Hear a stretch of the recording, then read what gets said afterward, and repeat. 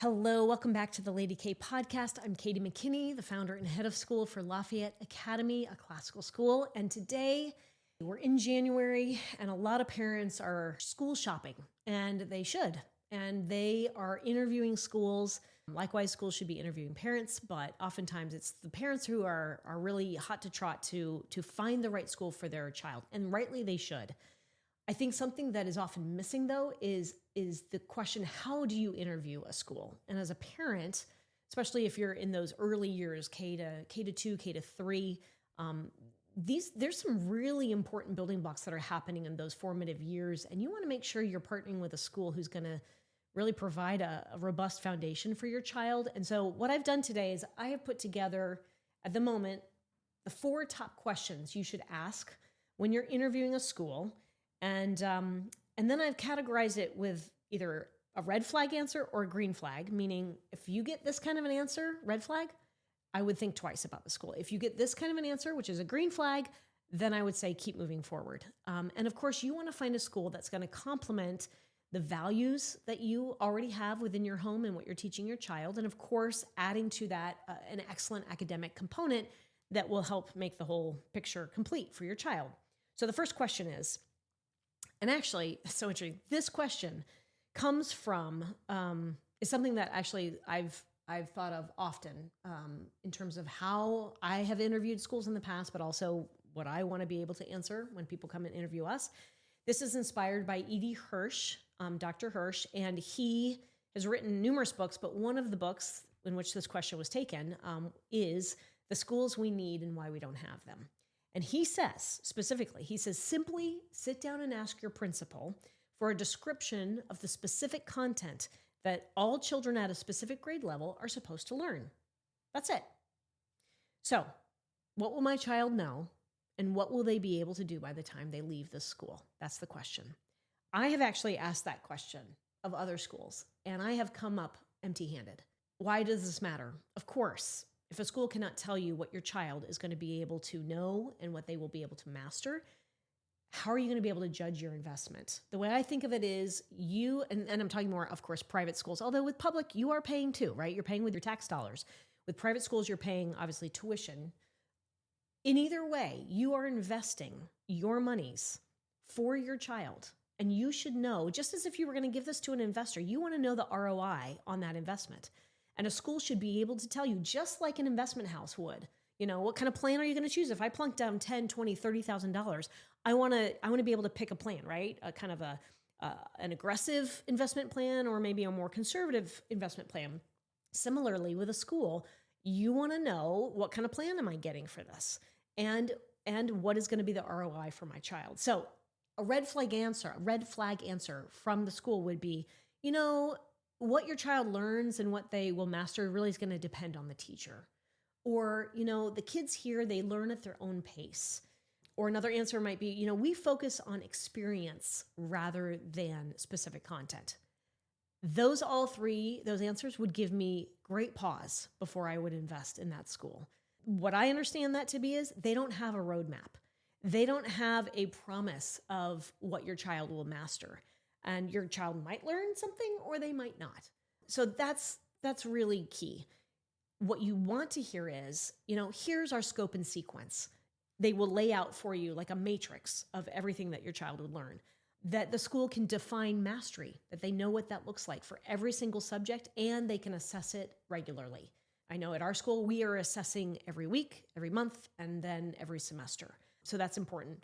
And then you also might want to hear or listen for the fact that they align the instruction grade to grade so that every year builds on itself intentionally.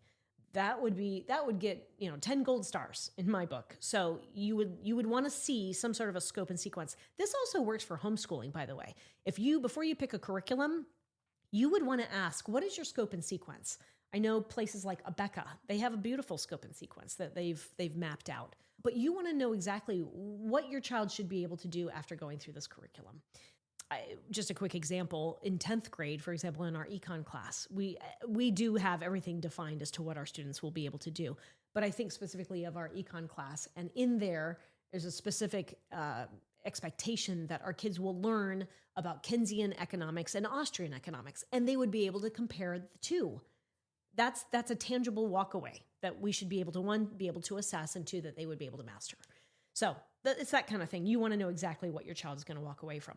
Question number 2, can you show me your full scope and sequence, not just for this year, but across multiple years? So again, why does this matter? You want to see and be connected or partner with a school that has coherence, not chaos. You don't want to know, or you don't want to be with a school where every teacher is kind of left to their own devices as to what's being taught in the classroom. I've actually taught at schools like that, 3 different schools. And so seriously, there's no roadmap. Every school is left to its own devices. It was a public school in one case. And when it came to teaching science, we'd sit around in our pods, be 3 or 4 first grade teachers. And it's like, well, what are you going to teach for science? Well, I don't know. What are you going to teach? Well, I really like the rainforest. Okay, well, why don't you do the rainforest? Well, let's all do the rainforest. Okay, great. Little did we know, because we're not going to go walk across and talk to the 3rd grade, team.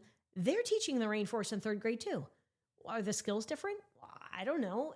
And what happens is you get this repeating of the same subject matter. The skills that are being taught, who knows?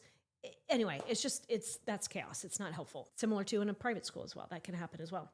So 1 year should build on the last year so that there are no gaps and there's no unnecessary repetition. That's just common sense. So if you ask the question, can you show me your full scope and sequence, and not just for this year, but the whole package? If you get any of these answers, I would say they're red flags. The first one is each grade has great flexibility. Okay, not a good answer. We let teachers decide what's best for their students. Again, not a good answer.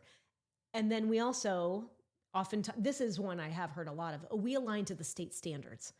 Okay, well, the state standards they're like principles. They're not explicit what they should know, like Keynesian and Austrian economics. They're not going to get that explicit. That's what I want to know as a parent when I'm investing my thousands of dollars. So again, if you get those kind of answers, you're really hearing that there's no vertical integration. There's no alignment from year to year, and kids are going to either repeat or they're going to miss critical content along their way. What you do want to hear are things like, absolutely, here's our scope and sequence. And they lay it out for you right before, or the homeschooling wise, they can email it to you and you can take a look at it. You also would want to hear, every subject is planned and built from year to year, and every year builds on the next. Great. That's wonderful. You also might be wanting to hear something like, our 3rd grade writing prepares for 4th grade writing and logic, which prepares them for 5th grade. Like every year depends on the next. I will say internally conversations are happening with our teachers like, oh, I know they're going to be getting that in 2nd grade. I teach 5th, but I know they're getting that in 2nd. So that means I can do X, Y, and Z because they will have already had that. Like it's like this uniform language from grade to grade, K through 12. And it's fabulous. We can just make so much more progress as a school and as students going through because we're being efficient with their time and with parents' dollars. Phonics is a big one. Like when you're teaching phonics, of course you want that to be building from year to year, and it does. Grammar has to be built. Mathematics, Latin, which we teach, all of this is building from year to year. So it's great. All of that aligns vertically and horizontally. Question number 3, how do you teach reading? And what reading programs or philosophies do you use? Great question, especially again, if you're in the younger spanning of those years, if your child is, really important question. So of course, reading is foundational. And obviously this matters because if a school misses those foundational pieces, the child's going to fall behind, number 1, but number 2, it impacts every other subject that the child is going to, interact with. So answers that would cause concern would be, we used a balanced literacy approach. And I have heard that. What does that mean as a parent? There are 2 big, you could say there's this philosophical war within reading between whole language and phonics-based instruction. Whole language, which I sadly did teach because that's what I was taught to teach, is, you see the word the, memorize it. It has 2 tall letters and 1 short letter. That's the word the. I never even taught my kids that TH says th, and that E says E. I didn't even know that when I was 25 years old.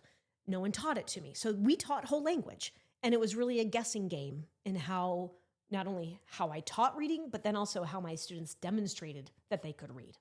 It was not, I feel bad.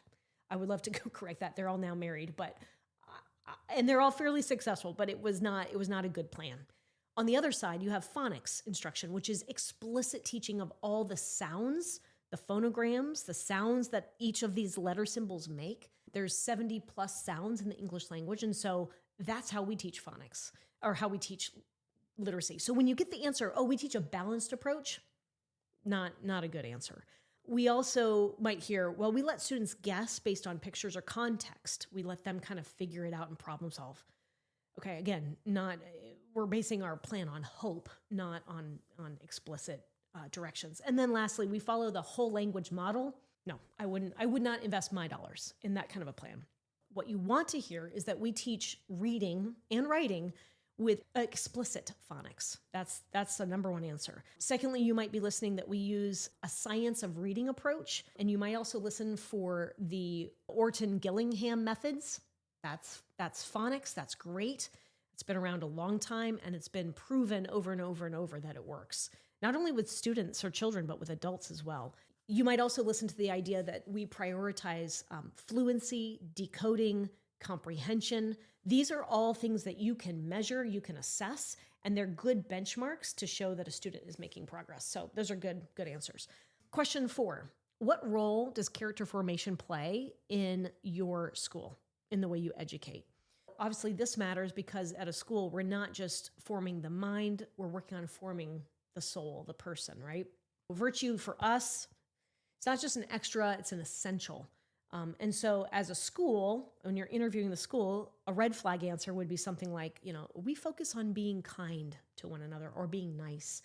Maybe they have a slogan like live, learn, and play. Again, it's not really grounded in anything that's lasting.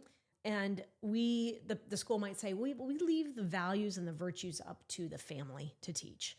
If the virtues are not defined, formation is not defined, and there's no example leading them forward. Students need examples. They need to see where they're headed. What I would be listening for to the question of, what role does character form or virtue play in your school? I'd be listening for things like, we teach classical, or we just teach virtues intentionally, and then list out those virtues. Some schools might have 9, some 7. We have 4: prudence, justice, fortitude, and temperance. Students, you might listen for this answer. Students are learning about virtue and character through our literature, through the history, through conflict and resolution on the playground. And then wait for, you might follow up with, can you give me some specific examples? They should have a slew of examples for you. And then the other thing is just how school do you demonstrate those virtues? Whether it's being with your teachers, with your students, give me some good examples. So those are the 4 most important. We may have a part 2 to this, and I can share some more ideas as to how you might interview a school. But these questions oftentimes will not be on a website. They're going to be something that you have to go in and have a face-to-face with the head of school. Ask them, are they serious about character formation? Or is it just kind of a floating kind of thing out there that, we'll tackle it if we get to it? I would say if the school cannot answer those questions confidently, move on. Your child is the most important thing. And if you are not in alignment with that school, or the school's not in alignment with you, don't move forward. It's not worth it. If they answer with the green flags, with the answers that really, resonate and that are going to make an impact in your child's life, go for it. That's fabulous. If you can find a school that partners with you, that is complementing already the formation that you have built, the foundation, that you have built for your child, fabulous. So more to come on this, but those are the 4, I would say, most important questions that you can use when interviewing a school.